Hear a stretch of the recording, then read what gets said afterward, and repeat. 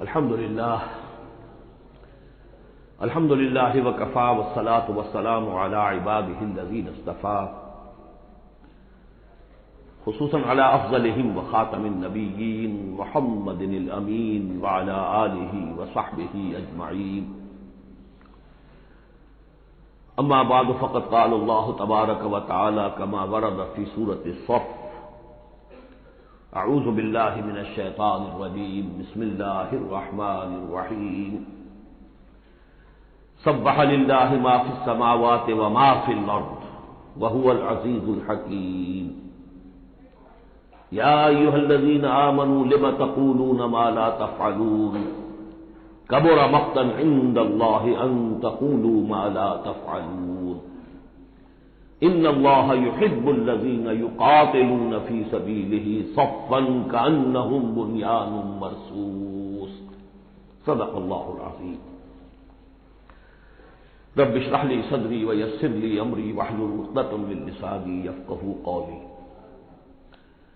اللہم ربنا الہمنا رشدنا واعذنا من شرور انفسنا اللہم ارنا الحق حقا وارزقنا اتباعہ وارنا الباطل باطلا وارزقنا اجتنابہ اللہم وفقنا لما تحب وترضى اللہم ربنا آنس وحشتنا فی قبورنا وارحمنا بالقرآن العظیم اللہم اجعلہ لنا اماما ونورا وہدى ورحمہ اللہم ذکرنا منہ ما نسینا وعلمنا منہ ما جہلنا وارزقنا تلاوته آناء الليل وآناء النهار واجعله لنا حجة يا رب العالمين آمین۔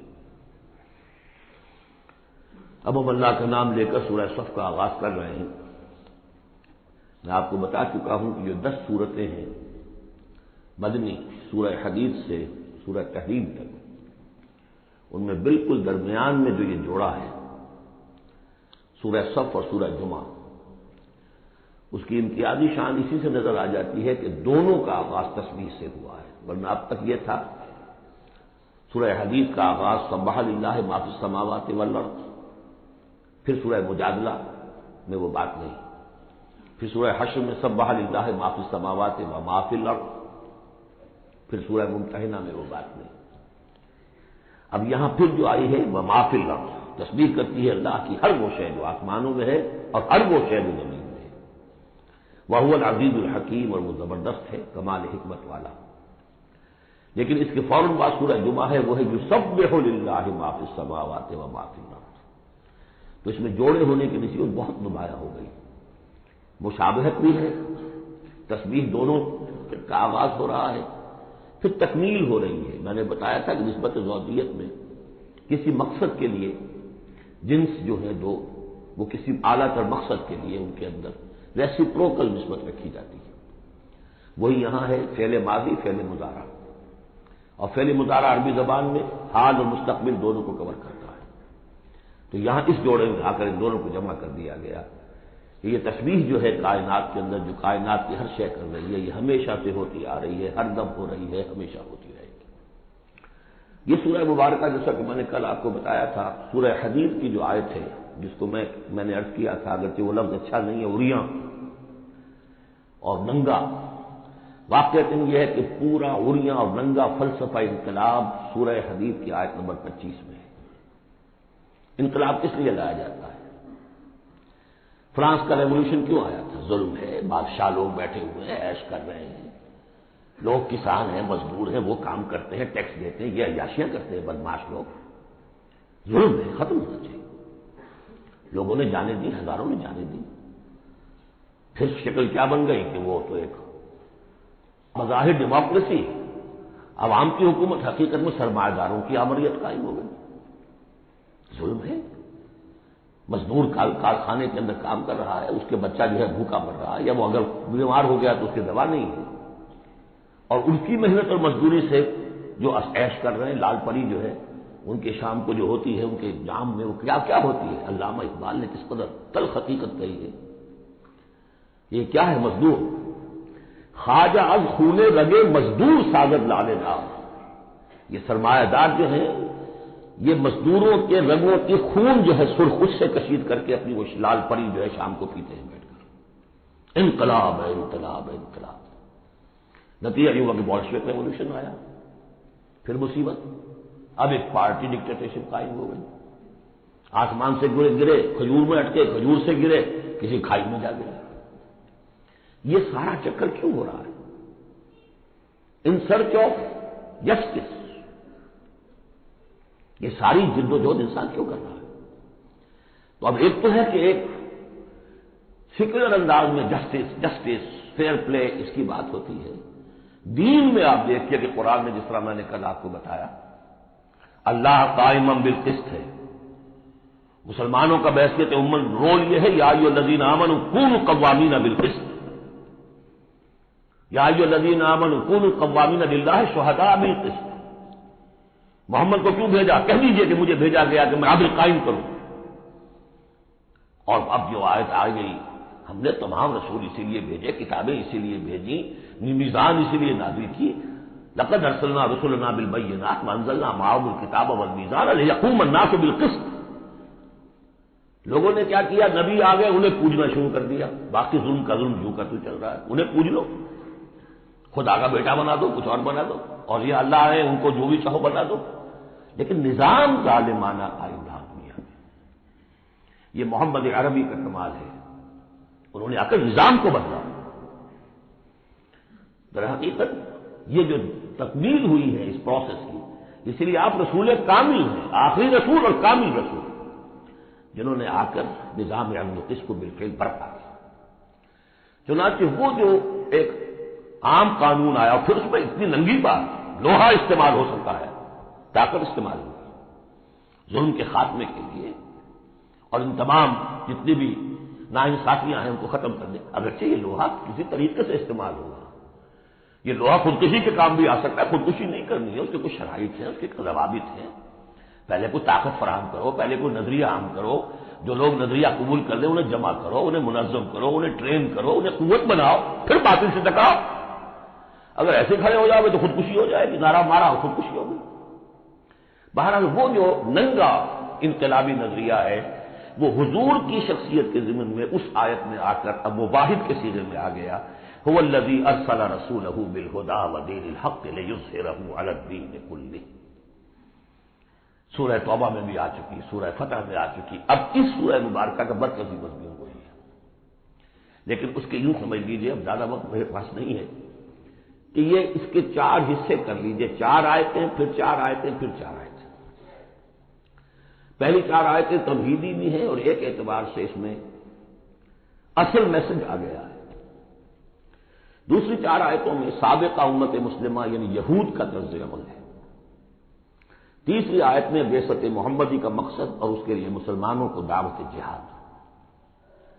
12 آیتیں یہ ہو جائیں گی۔ 2 آیتیں پھر بڑی خاص قسم کی ہیں کہ جو لوگ اس سورت کے پیغام کو قبول کریں اور اختیار کر لیں، ان کے کیا کیا مدارج ہیں، دنیا میں کیا ہے، آخرت میں کیا ہے۔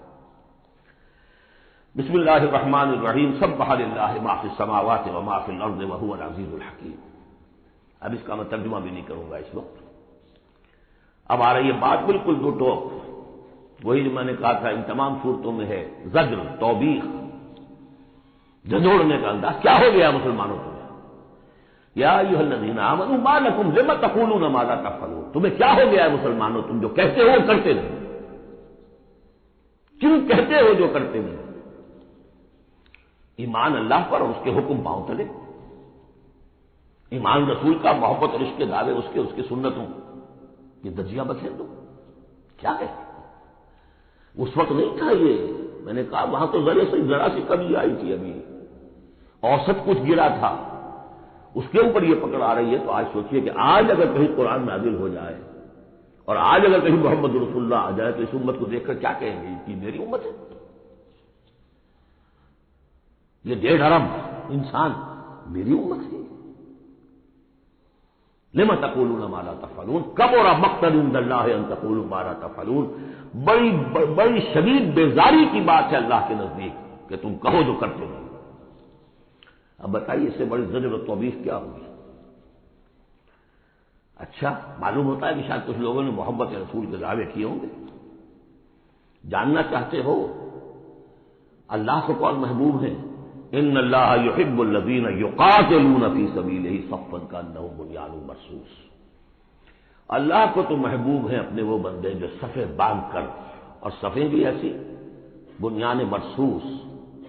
آج کل کا تصور کیجئے، ری انفورسڈ کانکریٹ والز جو بڑے بڑے ڈیمز کی بنائی جاتی ہیں. اس زمانے میں بھی تھا، چنائی کر کے پھر تانبا اس کے اندر جو ہے وہ پگھلا کر، جو ہم دیکھ آئے ہیں ذوالقرنین کے معاملے میں، آتونی افرق علیہ قطرہ. اب وہ جو ہے وہ فورٹیفائڈ ایسی صفیں. آج ایک صاحب نے توجہ دلائی، اسی کا عکس ہونا چاہیے ہماری جب نماز کے اندر صف بندی ہوتی ہے، کوئی خلا نہیں ہونا چاہیے. حضور نے فرمایا کہ شیطان کھڑا ہوتا ہے بیچ میں، کندھے سے کندھا ملا ہونا چاہیے. لیکن ہمارے ہاں اس کا کوئی اہتمام نہیں ہوتا. ہمارے ہاں اہل حدیث حضرات کو اہتمام کرتے ہیں، انہوں نے کہیں اور چکر چلا دیے، وہ ٹانگیں بھی اتنی چوڑی کریں گے کہ وہ دوسرے آدمی کو سخت کوفت ہو جائے، اور پھر پاؤں پہ پاؤں ماریں گے، کچھ کریں گے. وہ ان کی اپنی شدت ہے. لیکن یہ ہے کہ کندھے سے کندھا ملنا اور پاؤں کے محاذات ایک ہونی چاہیے، آگے پیچھے نہ. بہرحال یہ ضرورت ہے، اس کی ائمہ کو بھی کرنی چاہیے کوئی نہ کوئی توجہ. تو یہ اصل میں سمم بونم ایک اصطلاح ہے فلسفے کی، کہ ہر فلسفہ اخلاق میں ایک تصور ہوتا ہے خیر اعلیٰ، the highest good. Highest virtue کیا ہے؟ آپ ایک فلسفہ دیتے ہیں اخلاق کا، اس کی روح سے سب سے بڑی نیکی کون سی ہے؟ تو جان لیجئے اسلام میں سمم بونم، اسلام کا خیر اعلیٰ قتال فی سبیل اللہ ہے. ان اللہ یحب الذین یقاتلون فی سبیلہ صفا کانہم بنیان مرصوص. اب سوچ لو، دیکھ لو، سوچ سمجھ کر قدم رکھو. جس کو ہو جان و دل عزیز، اس کی گلی میں جائے کیوں؟ اس راستے پر آنا ہے تو یہ سمم بونم ہے. یہ 4 آیتیں ہو گئی تمہید کی. 4 آیتیں ہیں اب. بنی اسرائیل نے کیا کیا اللہ کے جلیل قدر پیغمبروں کے ساتھ؟ وَإِذْ قَالَ مُوسَىٰ لِقَوْمِهِ يَا قَوْمِ لِمَ تُؤْذُونَنِي وَقَدْ تَعْلَمُونَ أَنِّي رَسُولُ اللَّهِ إِلَيْكُمْ. یاد کرو جب کہ کہا موسیٰ نے اپنی قوم سے کہ اے میری قوم کے لوگوں، کیوں مجھے ایذا دے رہے ہو، کوفت پہنچا رہے ہو، تکلیف دے رہے ہو. وَقَدْ تَعْلَمُونَ أَنِّي رَسُولُ اللَّهِ إِلَيْكُمْ، جبکہ تم جانتے ہو میں اللہ کا رسول ہوں. میرے نزدیک یہاں رسول بمانی نبی کے ہیں. حضرت موسیٰ بنی اسرائیل کے لیے نبی تھے، رسول نہیں. رسول تھے الی فرعون. جہاں کہیں ذکر آیا بحثیت رسول الی فرعون وملئہ، الی فرعون وملئہ، الی فرعون وملئہ. کیونکہ رسول کے بعد قاعدہ یہ ہوتا ہے کہ پھر رسول کی بات نہ مانے تو قوم ہلاک کی جاتی ہے. حضرت موسیٰ کی بات نہیں مانی، 4 کے سوا ہلاک نہیں کی گئی. تو حضرت موسیٰ کی حیثیت بنی اسرائیل کے لیے نبی کی ہے، لیکن آل فرعون کے لیے وہ رسول تھے. مانو اور میرے ساتھ واپس کرو ان کو بنی اسرائیل کو. وقت تعلمون انی رسول اللہ علیکم، یہاں تو میں اللہ کا نبی ہوں. فلما زاغوا، جب وہ کج ہو گئے، ٹیڑھے ہو گئے، ازاغ اللہ قلوبہم، اللہ نے بھی ان کے دلوں کو ٹیڑھا کر دیا. یہ بہت اہم آیت ہے جو قرآن مجید میں جتنی مرتبہ آیا اللہ نے انہیں گمراہ کر دیا، اللہ نے مہر لگا دی. تو کبھی اللہ ابتداءً مہر نہیں لگاتا، پہلے انسان ٹیڑھا خود ہوتا ہے. لیکن جب اس کے ٹیڑھ پر ایک حد تک چلا جاتا ہے، he reaches the point of no return, then Allah puts a seal on his heart. اس کے بعد نہیں آ سکتا. تو جب وہ ٹیڑھے ہو گئے اللہ نے ان کے دلوں کو بھی ٹیڑھا کر دیا. واللہ لا یہدی القوم الفاسقین، اللہ فاسقوں کو زبردستی ہدایت نہیں دیتا. اب اس میں ہم پڑھ چکے ہیں سورہ مائدہ میں، اصل میں یہ وہ ایذا ہے. اللہ کے رسول کو اصل ایذا ذاتی نہیں ہوا کرتی، ہوتی ہے وہ بھی، انسان محسوس کرتا ہے. اور میں بتا چکا ہوں آپ کو سورہ احزاب میں کہ حضور حضرت موسیٰ کے ساتھ بھی اس طرح کا معاملہ کیا، لیکن حضور کے ساتھ بھی کیا. لیکن اصل ایذا جو یہاں ہو رہی ہے قتال کے لفظ کے ذکر کے ساتھ جو آ رہی ہے وہ یہ. اگلا دور ان کا کیا آیا ہے؟ وَإِذْ قَالَ عِيسَى ابْنُ مَرْيَمَ، دوسرا دور. اب یہ ہے رسول، اصل میں بنی اسرائیل کے لیے رسول بن کر آئے وہ حضرت عیسیٰ. رسولاً الی بنی اسرائیل، سورہ آل عمران کی وہ الفاظ بہت اہم. وَإِذْ قَالَ عِيسَى ابْنُ مَرْيَمَ يَا بَنِي إِسْرَائِيلَ إِنِّي رَسُولُ اللَّهِ إِلَيْكُمْ. اور جب یاد کرو جب کہ کہا عیسیٰ ابن مریم نے، اے بنی اسرائیل میں اللہ کا رسول ہوں تمہاری طرف. مصدقا لما بین یدی من التوراۃ، اور میں تصدیق کرتے ہوئے آیا ہوں اس کی جو میرے سامنے ہے تورات میں سے. ومبشرا برسول، اور بشارت دیتے آیا ہوں ایک رسول کی، یاتی من بعدی، جو میرے بعد آئیں گے، اسمہ احمد، جن کا نامی احمد ہے صلی اللہ علیہ وسلم، احمد مجتبی۔ فلما جاءہم بالبینات، یہ وہی حضرت عیسیٰ کے بارے میں، جب وہ آئے کھلی نشانیاں لے کر، معجزے لے کر، عظیم ترین معجزے لے کر، قالوا ھذا سحر مبین، انہوں نے کہہ دیا یہ تو سحر مبین ہے۔ ومن اظلم ممن افترا، اب یہ تیسرا دور ہے، اب محمد رسول اللہ آ گئے ہیں صلی اللہ علیہ وسلم، اور وہ ہم پڑھا ہے سورہ بنی اسرائیل میں، عسیٰ ربکم ان یرحمکم وان عدتم عدنا، اے بنی اسرائیل تم ہمارے لاڈلے تھے، اس میں کوئی شک نہیں، ہم نے تمہیں چنا تھا، اخترناہم علی علم، لیکن تم نے اپنی بد عملی کی وجہ سے اپنے آپ کو رانگہ درگاہ بنا لیا، لیکن ہماری محبت اب بھی موجود ہے۔ عسیٰ ربکم ان یرحمکم، تمہارا رب اب بھی تم رحم کرنے کے لیے تم پر تیار ہے، بھائی روز تو بدنا، لیکن تمہارا طرز عمل وہی رہا جو پہلے تھا، تو اب بھی وہی کچھ کریں گے جو ہم نے پہلے کیا، اسی طرح پٹوائیں گے تمہیں۔ نبوکدنضر سے پٹوایا، اور گریک سے پٹوایا، اسیرین سے پٹوایا، رومن سے پٹوایا، اور اب اس صدی میں آ کر جرمن سے پٹوایا۔ 60 لاکھ 6 ملین، اور میں نے ایک دفعہ پہلے روایت یہ پڑھی تھی کہ نہیں 4 ملین تھے، ابھی پچھلے دنوں میں نے ایک دیکھا ہے کیلنڈر، وہاں تو اس کے اندر تذکرہ ہے کہ 6 سے بھی زیادہ تھے، 6 ملین سے بھی زیادہ تھے، واللہ اعلم۔ بہرحال اب تیسرا دور آیا، ومن اظلم ممن افترى علی اللہ الکذب، اس سے بڑھ کر ظالم کون ہوگا جو اللہ پر جھوٹ تلاشے، وہو یدعی الی الاسلام، بلایا جا رہا اسلام کی طرف، اب محمد رسول اللہ انہیں دعوت دے رہے ہیں، واللہ لا یہدی القوم الظالمین، اللہ ایسے ظالموں کو زبردستی ہدایت نہیں دیتا۔ عسیٰ ربکم ان یرحمکم، لیکن اس کے بعد فرما دیا اگلی آیت میں، ان ھذا القرآن یہدی للتی ہی اقوم، یہ قرآن ہے، شاہدرا ہے، ہماری رحمت کا شاہدرا قرآن حکیم، داخل ہونا ہے، آؤ داخل ہو جاؤ۔ اب حضور کے ساتھ جو کچھ کر رہے تھے اس کا کلائمیکس یہ تیسری آیت ہے، یریدون لیطفئوا نور اللہ بافواہہم، وہ تلے ہوئے ہیں کہ اللہ کے نور کو اپنی منہ کی پھونکوں سے بجھا کر رہے ہیں۔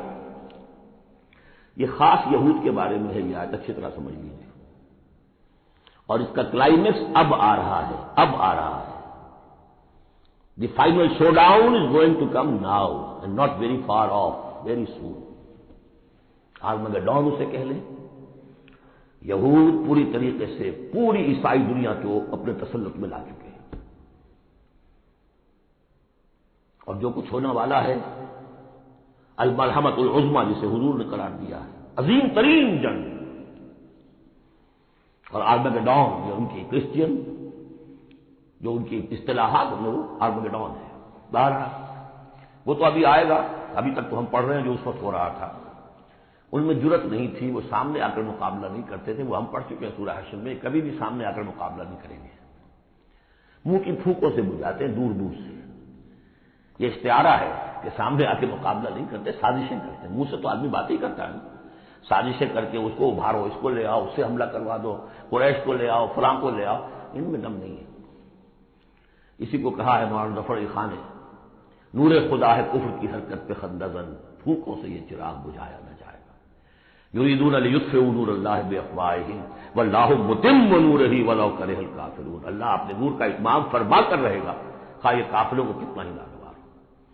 یہ جو آیت آئی ہے اس سے پہلے سورہ توبہ میں، یریدون ان یطفئوا نور اللہ بافواہہم ویابی اللہ الا ان یتم نورہ ولو کرہ الکافرون، اتنا سا فرق ہے، باقی آیت جو کی تو ہے۔ اب تیسرا حصہ ہے سورت کا، اب حضور کی بعثت کس لیے ہوئی؟ هو الذی ارسل رسولہ بالہدی ودین الحق لیظہرہ علی الدین کلہ۔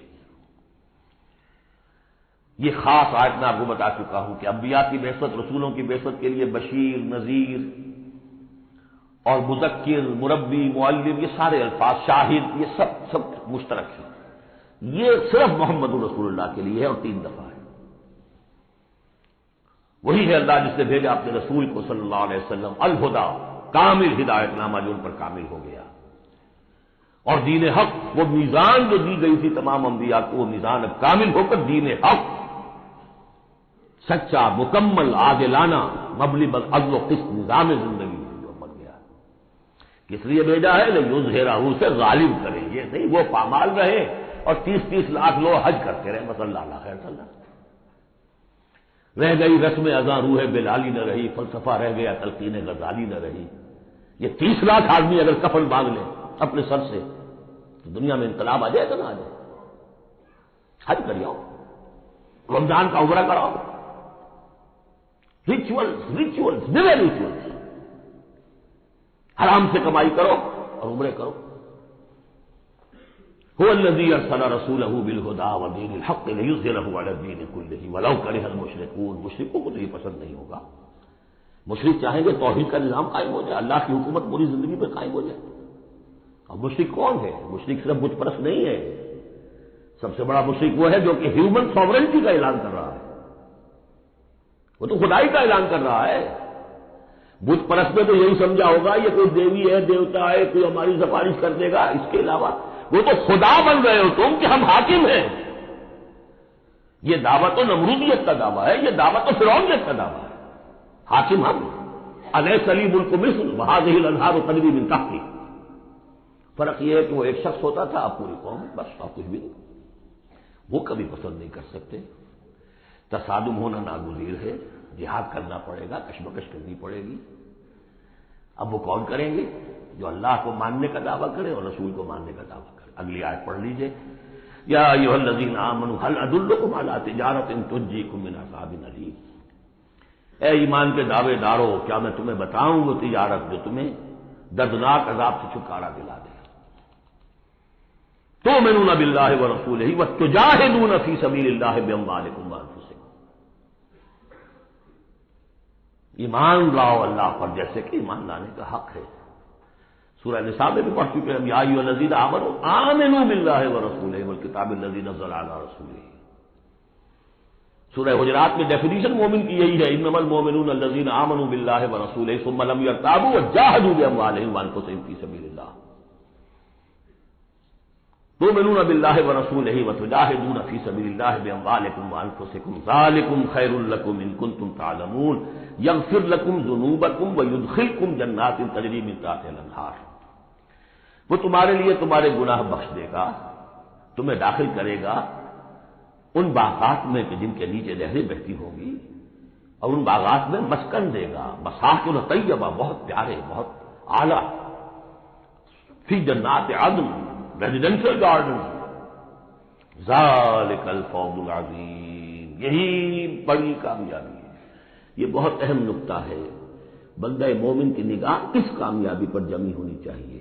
دنیا کی کامیابی پہ نہیں،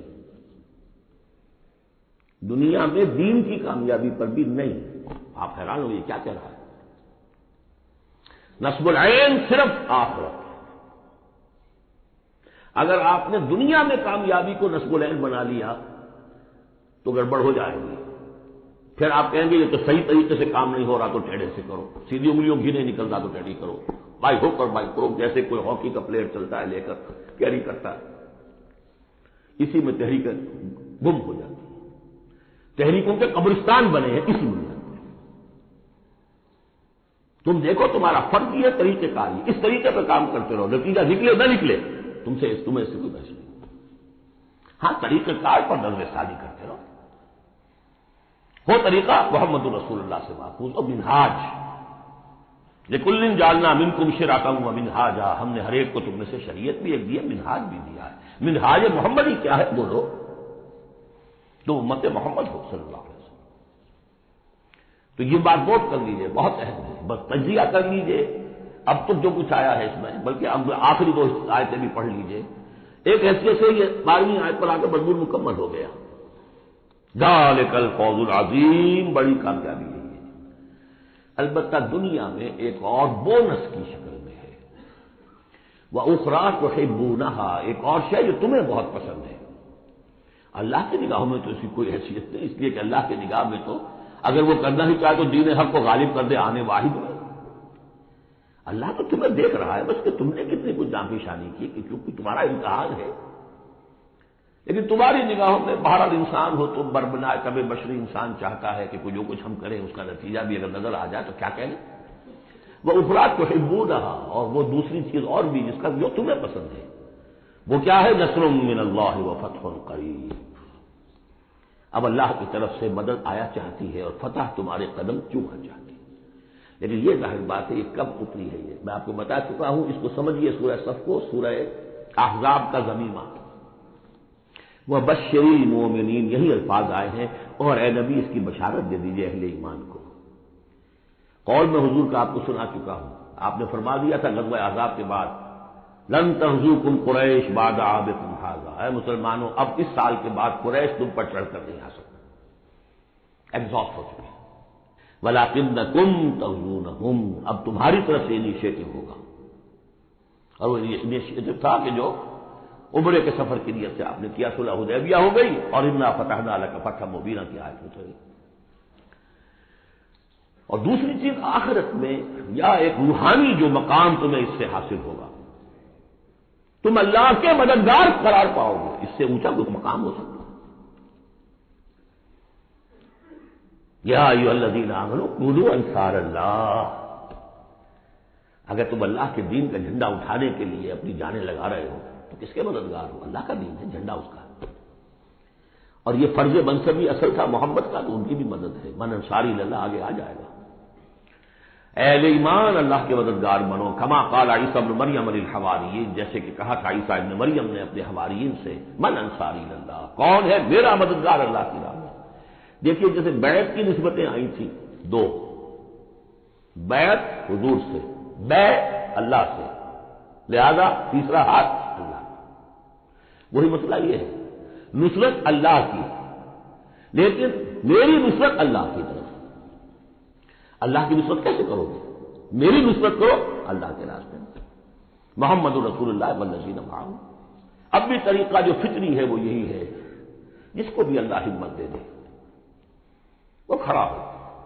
میں نے یکسو ہو کے فیصلہ کر لیا، میں نے تو اسی کے لیے جینا، اسی کے لیے مرنا ہے، آؤ بھائی کون میرے ساتھ آتا ہے؟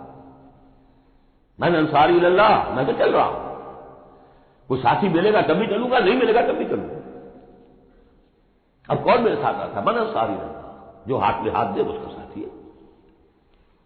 اذ قال عیسی ابن مریم للحواریین من انصاری اللہ قال الحواریون نحن انصار اللہ۔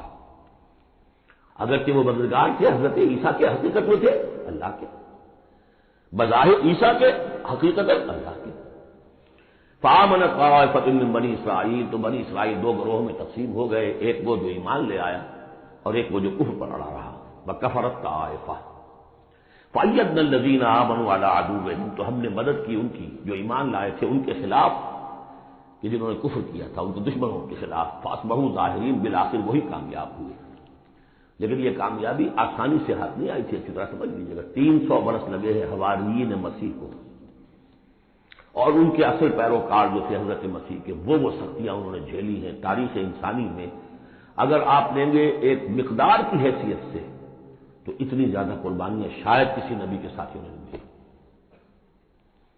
ایک ہے چیز جو ہے وہ سمٹ کر آ گئی ہو تھوڑے سے وقت میں، وہ ہے حضور کا معاملہ، یہ حضور کا اور آپ کے ساتھیوں کا۔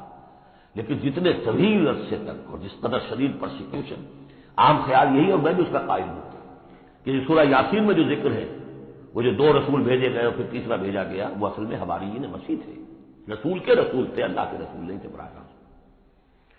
اسی طریقے سے آپ کو معلوم ہے جو پرسیکیوشنز ہوئی ہیں ان کی، جس طریقے سے انہیں ستایا گیا، اصحاب الاخدود تھے وہ بھی عیسائی تھے، جن کو کہ یہودیوں نے جلایا، ابو نواس نے، وہ بھی عیسائی تھے، حضرت مسیح کے ماننے والے۔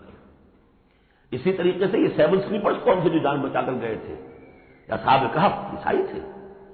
رومی شہنشاہیت تھی، بت پرستوں کی شہنشاہیت تھی، اس میں جو کچھ پرسیکیوشن ہوئی ہے وہ تو 300 عیسوی میں پھر رومن امپائر نے عیسائیت قبول کی ہے۔ اس کے بعد سے پھر ظاہر بات ہے، چاہے عیسیٰ کو وہ صحیح طور پر مانتے ہیں، غلط طور پہ مانتے ہیں، عیسیٰ کے ماننے والے ہیں، وہ کہتے ہیں وہ حرام زادہ ہے، وہ کہتے ہیں کہ نہیں وہ اللہ کا بیٹا ہے، بس اتنا فرق ہو گیا، وہ ایک انتہا کو نکل گئے، وہ دوسری انتہا کو نکل گئے۔ باسفٹ کہتے ہیں کھلم کھلا سن آف مین، اور وہ لوگ کہتے اللہ، لیکن مانتے تو ہے، یہ انکار کرتے ہیں۔ تو مان ہمارے یہاں بھی کتنے ہی لوگ ہیں حضور کے رتبے کو جب نعتوں میں بیان کرنے آئیں گے اللہ سے کم چھوڑتے ہیں، اللہ سے اوپر بتا دیتے ہیں۔ اوتار کا عقیدہ تو میں آپ کو بتا چکا ہوں، وہی جو مصطفی عرش تھا خدا ہو کر اتر پڑا وہ مدینے میں مصطفیٰ ہو کر۔ مدینے کی مسجد میں منبر کے اوپر بغیر عین کے ایک عرب ہم نے دیکھا، عرب میں سے این نکال دے کیا رہ جائے گا؟ رب۔ کون ہے کہنے والا یہ؟ مسلمان، محمد کا امتی ہے۔ یہ جو امتحان ہوتی ہے، غلو ہوتا ہے، یا اہل کتاب لا تغلو فی دینکم، تو غلو ہم کم ہے کم کرنے والے۔ کون سا جرم ہے جو پچھلوں نے کیا ہم نے نہیں کیا،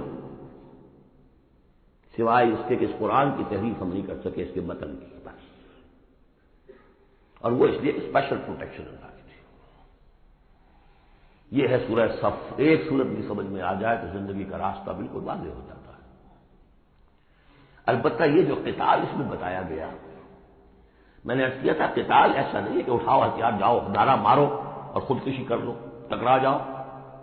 اس کا ایک پروسیس ہے، پہلے اس کے لیے مردان کار چاہیے، ایسے مردان کار جن کے دلوں میں اللہ کی محبت کے سوا دنیا کی کوئی محبت نہ رہ گئی ہو، جو ہم سورہ شورى میں پڑھ چکے ہیں۔ فما اوتیتم من شیء فمتاع الحیاۃ الدنیا وما عند اللہ خیر وابقى للذین آمنوا وعلی ربهم یتوکلون۔ طالب آخرت بن چکے ہو، واقعتاً کہنے کی حد تک نہیں، زبانی کلامی نہیں، فی الواقع۔ پھر ان کے اندر وہ اخلاص اور خلوص، پھر ایک نظم کی پابندی، ایک لیڈر کے ساتھ عہد، جو کہو گے۔ یہ تقاضے کہ پورے نہیں ہوتے، اور معتدل تعداد کے اندر 2-4 سے تو نہیں ہوگا معاملہ۔ 4 کا ہوتا معاملہ تو حضرت موسیٰ کے ساتھ بھی تھے، 3-4 تو اور 150 تو اور بھی شاید نکل ہی آتے، کوئی ذرا اور محنت کرتے، لیکن نہیں، معتدل تعداد، ریکوزٹ نمبر۔ لہذا اس کو تیار کرنے کے لیے کیا طریقہ کار ہے؟ یوں سمجھیے کہ منہج انقلاب محمدی کے 2 حصے ہیں۔ اوپر کا حصہ ٹکراؤ، تصادم، وہ سب کو معلوم ہے، غزوہ بدر، غزوہ احد، غزوہ احزاب، فلاں فلاں، کس کو نہیں معلوم؟ لیکن اکبر الآبادی کا بڑا پیارا شعر ہے، خدا کے کام دیکھو بعد کیا ہے اور کیا پہلے ہے، نظر آتا ہے مجھ کو بدر سے غار حرا پہلے ہے۔ یہ غار حرا کی جو تنہائیاں تھیں، جو سوچ و بچار تھا، پھر اس نے 12 برس تک مکے میں جو دعوت، تبلیغ، تربیت، تزکیہ، تعلیم، تنظیم، یہ کام کیا، یہ ہے جس کا نتیجہ سامنے نظر آتا ہے۔ چاہے تمہارے جسم کے ٹکڑے اڑا دیں، تم نے ہاتھ نہیں اٹھانا۔ یہ ارادہ آسان کام ہے کوئی؟ بلی کو بھی آپ گھیر لیں اگر کسی کونے میں تو وہ آپ پر حملہ کر دے گی۔ ڈیسپریٹ آدمی 2-3 کو مار کر مرے گا، ایسے نہیں مر سکتا آدمی بڑی شیر ہے، لیکن اجازت نہیں ہے۔ یہ تیاری جو کرائی ہے محمد رسول اللہ نے، تو ایک ہے تصادم کا مرحلہ، اور ایک ہے تصادم کے لیے آدمی تیار کرنا۔ آدمی فراہم کیسے کرے، تیار کیسے کرے؟ اس کو میں نے قرار دیا ہے منہج انقلاب نبوی کی اساسی منہاج۔ ایک ہے تکمیلی منہاج، تصادم، ٹکراؤ، جنگ۔ اساسی منہاج ہے how to procure proper people, procurement of people and then their training، یہ ہے مسئلہ، اور اس کا مرکز و محور قرآن ہے۔ اگلی سورہ جمعہ اسی سے بحث کر رہی ہے۔ یوں سمجھ لیجئے کہ بعثت محمدی کا مقصد، اس کے لیے تصادم کے مراحل، یہ سورہ صف میں، لیکن اس کے لیے مردان کار کی تیاری کا عمل سورہ جمعہ میں۔ بارک اللہ لی و لکم فی القرآن العظیم ونفعنی وإیاکم بالآیات والذکر الحکیم۔